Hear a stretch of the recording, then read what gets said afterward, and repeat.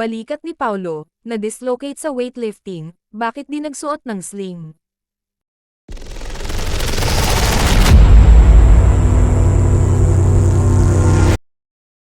Na-dislocate ang kanang balikat ng kapamilya actor na si Paulo Avellino habang nagwo-workout. Nagpapagaling na ngayon ang leading man ni Kim Chiu sa latest ABS-CBN at Viu Philippines series na What's Wrong with Secretary Kim matapos nga ang naturang insidente. I dislocated my right shoulder because of weightlifting, ang pahayag ng aktor sa isang event ng isa niyang endorsement last Friday, March 15. I did not wear a sling, masisira kasi pagka-action star ko, birong chika pa ng aktor.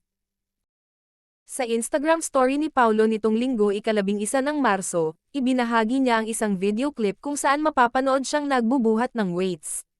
Nauna rito, nag-post din si Paulo ng isang short video clip sa Instagram story kung saan makikita nga siyang magwo-workout sa isang gym. Huling sandali bago magsakuna, dislocated my shoulder attempting my PR for power snatches, ang bahagi ng text caption ni Paulo. Huwag na raw mag-alala ang kanyang mga fans dahil mabuti na raw ang kanyang kalagayan ngayon. I'm all good now. Thank you sa nurses and doctors of Makati Med and also sa mga pogi na classmates ko sa gym especially at Red_Espirito, sabi pa niya. Samantala, nabanggit naman ng aktor sa panayam sa kanya ng ABS-CBN na talagang kinakarir niya ang kanyang itsura sa bawat karakter na ginagampanan niya para maging makatotohanan at natural na natural. My aura or look comes with the role I am doing. I try to stay true to the characters I am doing.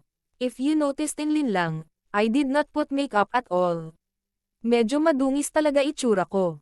Here in Secretary Kim, I am dapper, say ni Paulo. Mapapanood na ang Filipino adaptation ng hit Korean series na What's Wrong with Secretary Kim, simula sa March 18 sa Viu Philippines.